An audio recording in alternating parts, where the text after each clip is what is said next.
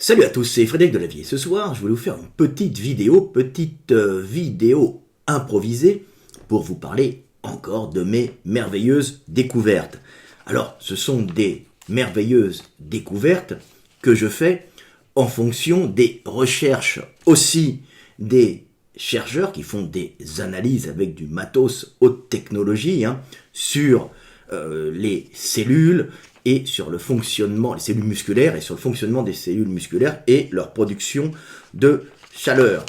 Alors, je fais cette vidéo parce que l'on voit arriver en ce moment sur les réseaux sociaux Instagram, on voit arriver souvent un vieil article alors qui date de 2021, donc c'est pas si vieux que ça, scientifique, qui parle d'une recherche sur les muscles et sur la production de chaleur de certains types de muscles dus à des mutations génétiques qui seraient des adaptations, une meilleure adaptation au climat froid des Homo sapiens qui sont montés à peu près il y a 50 000 ans en Europe. Alors ils l'ont peut-être en plus hérité au passage de Néandertal, je ne sais pas où en sont les recherches pour voir s'il y a une analogie, si on peut faire des comparaisons de brins d'ADN, si on retrouve ces parties-là. En tout cas, ce qui est intéressant, c'est de comprendre que ces adaptations au froid des sapiens qui sont montés au nord sont particulièrement importantes pour comprendre les performances sportives. Et comprendre ces adaptations au froid, c'est aussi comprendre les adaptations au chaud qu'il y avait avant et qui permettent à certains sportifs d'être très performants. Alors, ce qu'on s'est aperçu, c'est que les personnes qui résistaient mieux au froid, alors ils se sont aperçus de ça en faisant des tests, ils ont fait des tests, avaient souvent moins de fibres musculaires rapides et que la perte de fibres rapides, donc de force, mais vous allez comprendre que c'est beaucoup plus complexe que ça, entraînait une meilleure résistance au froid,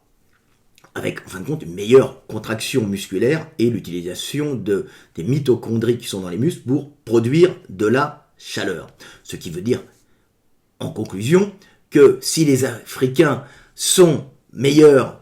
en sprint que les Européens, c'est parce qu'ils ne sont pas adaptés au froid. Alors pas tous au froid, alors surtout certains Africains qui viennent de l'Ouest, pour les sprints par exemple, les sports, mais ceux de l'Est aussi, ont ce type de fibres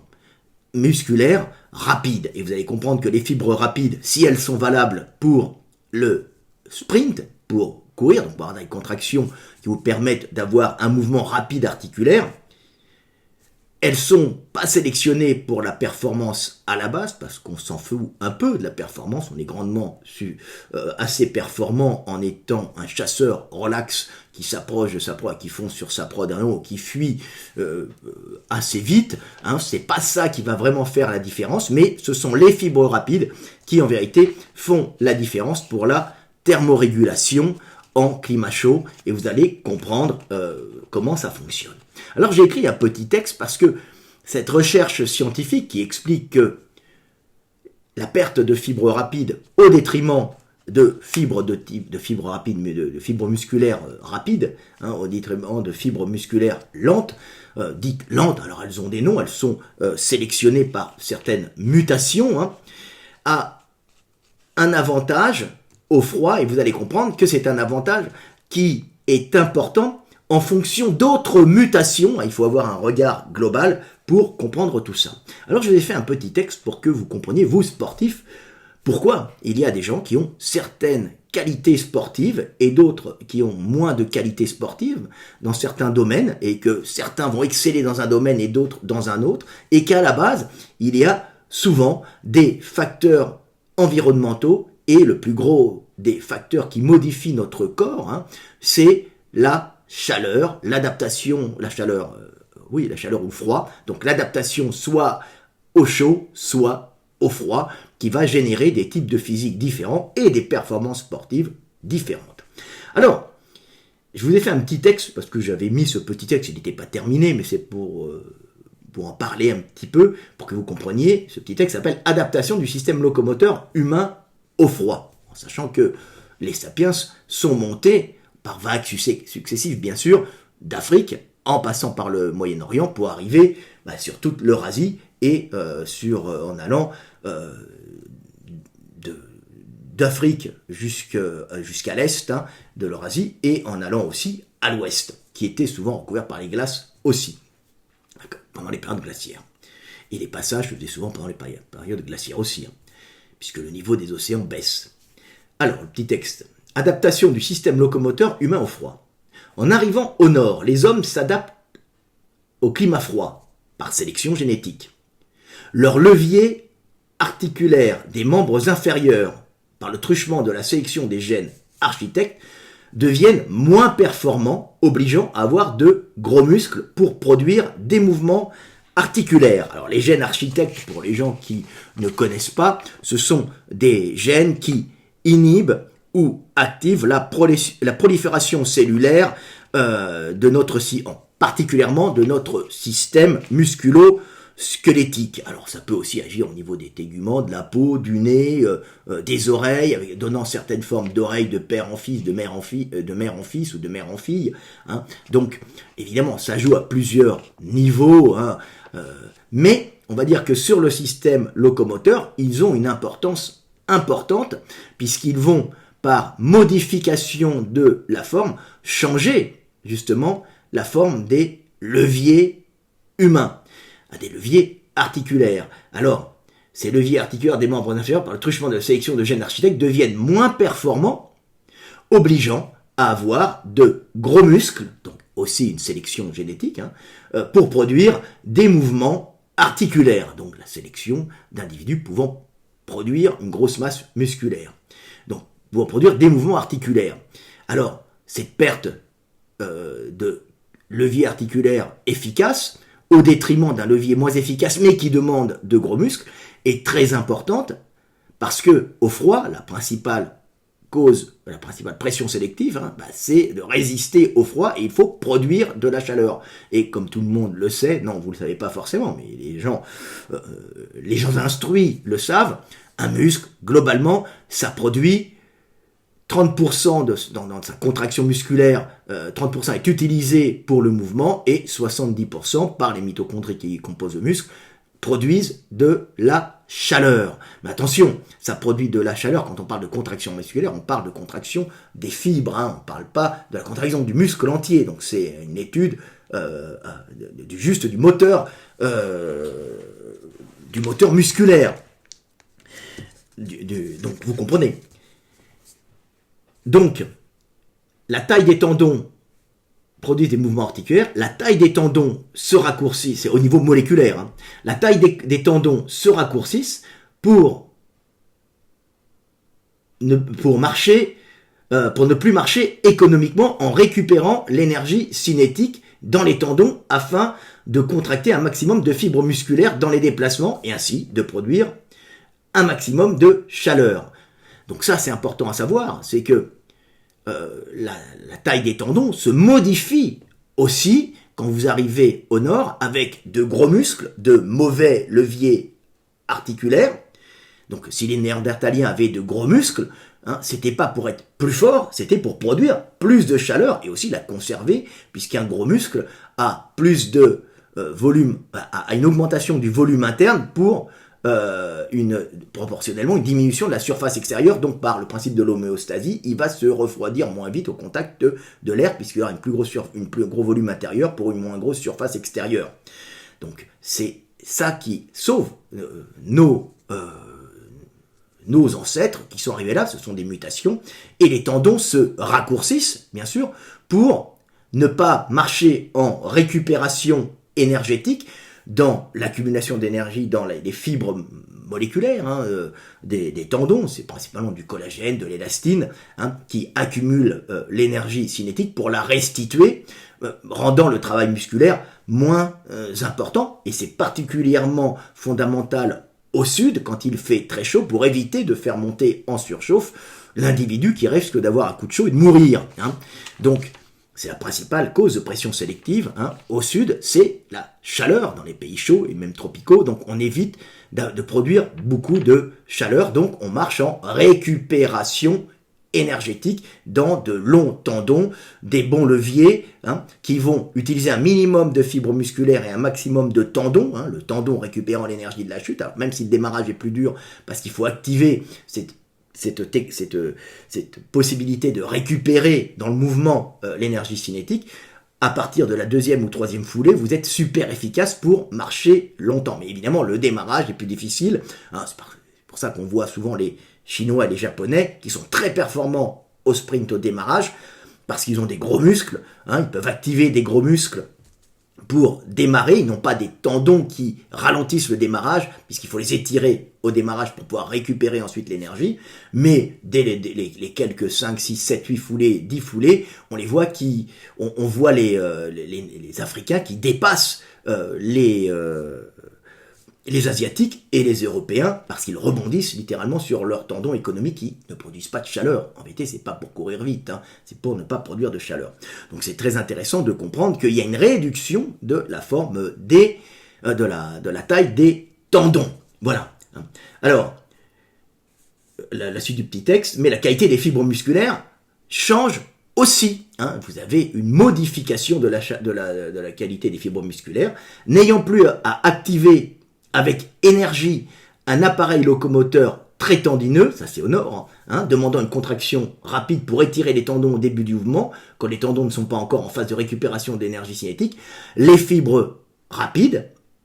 donc les fibres qui se contractent vite, disparaissent, puisque au nord, il n'y a plus ces tendons rigides qui rigidifient la structure pour récupérer l'énergie, donc pas besoin de tendons rigides, de fibres musculaires rapides, il y a tout le temps des deux, mais c'est une question de proportion, elles disparaissent progressivement pour être remplacées par des fibres lentes, tout aussi performantes pour les humains, et plus fonctionnelles, avec des tendons courts, et une structure tendineuse, elle-même moins rigide. Donc vous arrivez au nord avec une diminution des tendons, augmentation du volume musculaire et une perte des fibres rapides pour avoir des fibres lentes qui vont, elles, produire beaucoup de chaleur et en même temps pouvoir faire activer un système locomoteur qui n'est pas rigidifié par tout un système de fascia et de tendons fait pour, dès les premières foulées, récupérer ensuite l'énergie cinétique, l'énergie du mouvement dans les fibres élastiques, hein, dans les fibres élastiques des tendons, dans les structures élastiques moléculaires, hein, des tendons et des fascias pour économiser la contraction musculaire et pas monter en chaleur puisque le muscle produit de la chaleur. Ça c'est au nord, au sud on va essayer d'en produire. Donc on voit qu'on a à ce moment-là une perte des fibres rapides qui elles, donc les fibres rapides qui elles,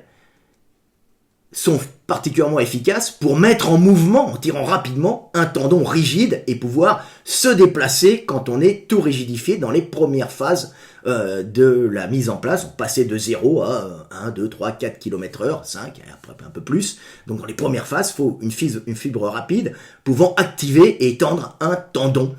pour le déplacement. Alors c'est de la mécanique de base complètement débile, mais les gens ne l'avaient pas compris, donc ça fait partie des grandes découvertes, et tout ça est lié à la thermorégulation et au besoin au sud, ne pas produire de chaleur, et au nord,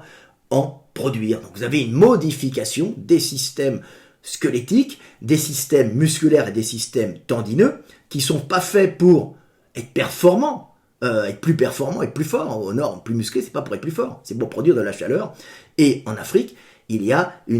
on se tendinise, et les blocs moteurs sont vers le haut, les muscles sont plus rapides, donc ça fait aussi des bons coureurs, mais c'est pour, à la base, pouvoir tirer une surface tendineuse plus rigide. Alors il faut savoir aussi, ça ils l'ont pas étudié, mais on va le voir, mais on le verra, qu'il est évident que la structure tendineuse, alors je crois qu'elle a été étudiée aussi, j'avais corrigé un prix Nobel là-dessus, c'est un peu complexe à expliquer. La structure tendineuse aussi, alors la structure des tendons aussi au sud est plus rigide qu'au nord, parce que au nord, on va limiter la tension tendineuse pour pouvoir compenser par de la contraction musculaire et produire de la chaleur. Alors c'était particulièrement efficace pendant les périodes glaciaires, pendant les hivers et pendant les périodes glaciaires. Mais au nord, au sud, tu as intérêt à avoir un tendon qui est plus rigide pour pouvoir économiser de la contraction musculaire et pas monter en surchauffe. Donc on s'aperçoit que ça se joue à plusieurs niveaux. Et c'est pour ça aussi que les Africains sont bien plus performants en sprint que les Eurasiens, même s'ils ont un démarrage plus dur, parce que ils sont plus rigides au départ, hein, mais après, ils vont commencer à utiliser la restitution d'énergie dans l'étirement des tendons pour courir et finir leur course en première place, hein, et terminer premier. C'est pour ça qu'on n'a que des blacks, hein, des afro-descendants ou on aura des africains sûrement en première place, et dans les courses de fond jusqu'à 40 km, hein, par là, 50, t'as que des blacks, hein, aussi, parce qu'ils ont cette rigidité tendineuse, ces fibres rapides aussi, ils ont de la fibre lente aussi, hein, bien sûr, ils en ont plus, hein, à l'est de l'Afrique. Aussi, parce qu'ils ils sont moins lourds et moins alimentés, donc ils n'ont pas à tirer une grosse structure tendineuse. Et leurs tendons même sont un peu moins rigides quand même qu'à l'ouest. Hein. Ça, on s'est aperçu sur des mutations génétiques qui touchent en vérité la réponse du système nerveux et qui fait que il y a une réponse très rapide du système nerveux. Alors ça joue, hein, sur les canaux nerveux, c'est particulier. C'est toujours des systèmes de cause à effet, hein, et qui va faire que pendant le développement d'individus, les tendons vont se rigidifier parce que les individus, alors ça se sélectionne à l'ouest, hein, parce que les individus sont plus gros et plus nourris, et il faut rebondir mieux, hein, et pas monter en chaleur. Donc c'est encore une mutation pour pas monter en chaleur, c'est toujours des mutations pour pas monter en chaleur. Donc à l'est, ils l'ont un peu moins, mais de toute façon, les Africains sont faits pour avoir plus de fibres rapides quand même, en général, hein, parce qu'ils ont une structure tendineuse plus rigide, des tendons en général plus rigides, des meilleurs leviers, en tout cas à certains endroits, surtout dans le membre inférieur, hein, et moins de masse musculaire dans le bas des jambes et tout en tendons pour rebondir et éviter de produire de la chaleur lorsqu'ils marchent, ce qui fait des champions de course, hein, et c'est un système très intéressant à comprendre, hein, et ça touche un ensemble de gènes. Et au nord, par contre, en général, les membres inférieurs rétrécissent en taille, le bloc moteur n'est plus vers le haut comme chez les Africains, parce que évidemment, si vous avez un bloc moteur en bas comme un bloc moteur en bas chez les Africains, vous allez produire trop de chaleur, hein, et vous allez, avec leurs grandes jambes, ça va pas marcher du tout. Donc, grandes jambes en Afrique, hein, pour faire de grandes enjambées économique, pas produire beaucoup de chaleur et avoir une grande surface, des grands membres longs, fins, hein, qui sont faits pour dissiper la chaleur, donc pas des gros muscles qui la conservent, hein, donc longiligne, tendineux, avec le bloc moteur vers les fesses, hein, près du centre de gravité, et chez les Eurasiens, chez les Nordiques, chez les Néandertals aussi, hein, chez les Inuits qui ressemblent un peu aux Néandertals, vous avez des gros quadriceps et des gros mollets pour produire de la chaleur vers le bas du corps. Vous avez même une voûte plantaire souvent arquée. Vous avez un système veineux sous le pied qui est fait pour repomper le sang, le renvoyer dans les mollets, chauffer et renvoyer comme un chauffage central par la contraction des muscles avec la fibre lente, hein, bien sûr, hein, et des quadriceps et un fessier un peu plat. Hein, vous allez contracter tous ces muscles pour chauffer le bas de la jambe qui est le plus vulnérable, hein, quand il fait froid, et renvoyer par une espèce de pompe par la pression, mais aussi par la contraction musculaire et par le système veineux, le sang au corps pour réchauffer tout le corps pendant les déplacements. Voilà, alors c'est très intéressant. Alors, il y a d'autres systèmes qui se mettent en place, des systèmes de graisse brune comme chez les Inuits, hein, qui produisent de la chaleur sans avoir de mouvement, hein, parce que c'est pratiquement chez les bébés. Nous, on les conserve chez les bébés qui, eux, après ça part, parce que ça servirait à rien, qui, eux, ne peuvent pas avoir de contraction musculaire et vont maintenir leur température par l'utilisation de cette graisse brune qui est plein de mitochondries. Hein. Et Gundy avait fait de très bonnes recherches là-dessus, il y a 10 ou 15 ans, il était en avance, hein, mon collègue est excellent. Alors c'est pour ça aussi que l'on va avoir, par exemple, des champions d'haltérophilie, beaucoup chez les Eurasiens, parce que leur structure osseuse, hein, est particulièrement adaptée au levage de charge, puisqu'ils vont avoir des leviers courts, ils n'ont pas à avoir de grandes jambes, ils ne sont pas bons en sprint, hein, sauf au démarrage pour certains, hein, mais ils ne vont pas avoir de grandes jambes, donc ils vont pouvoir porter des barres, faire des squats cul par terre, ils vont avoir les leviers courts, des fémurs courts, des tibias relativement courts aussi, hein, ils vont pouvoir faire du squat cul par terre comme haltérophilie, hein, des épaulés jetés, des arrachés facilement, et ils vont à ce moment-là être performants dans les sports de levage de poids, essentiellement parce qu'ils ont de très bons leviers. Alors ils vont bien sûr compenser parfois avec un gros volume musculaire aussi, qu'ils vont travailler, et des fois rajouter des stéroïdes pour en prendre encore plus. Un bon système nerveux aussi, ça les Africains l'ont aussi, mais pour pouvoir activer toutes les fibres d'un coup. Et bien sûr, une sélection des individus qui en Eurasie auront conservé une certaine quantité de fibres rapides propres aux Africains et aux individus vivant dans les pays chauds qui doivent activer un corps, hein, tirer sur des tendons rapidement au démarrage, hein, quand ce corps doit passer de 0 à quelques kilomètres heure, hein, donc tirer sur des tendons, sur un système tendineux et un système de fascia récupérateur d'énergie qui, au repos, hein, doit être étiré pour pouvoir fonctionner après en récupération d'énergie. Donc c'est toujours intéressant de comprendre comment on a évolué, hein, et qu'on se retrouve avec des mecs avec des membres courts, hein, un buste rempli de gras au nord pour passer l'hiver, des membres courts et volumineux vers le bas pour conserver la chaleur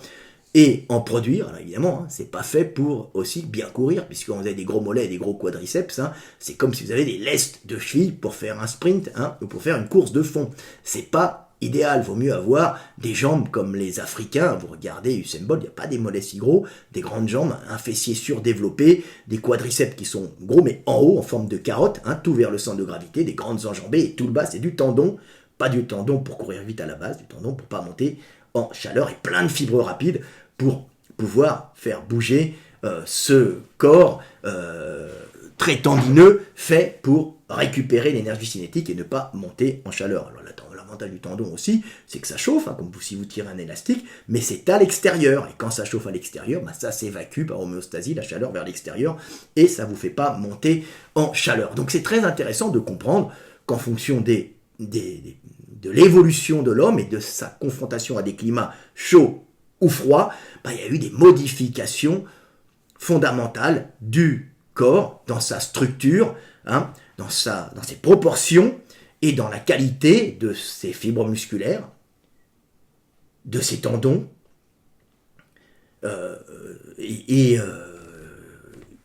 dans la forme de ses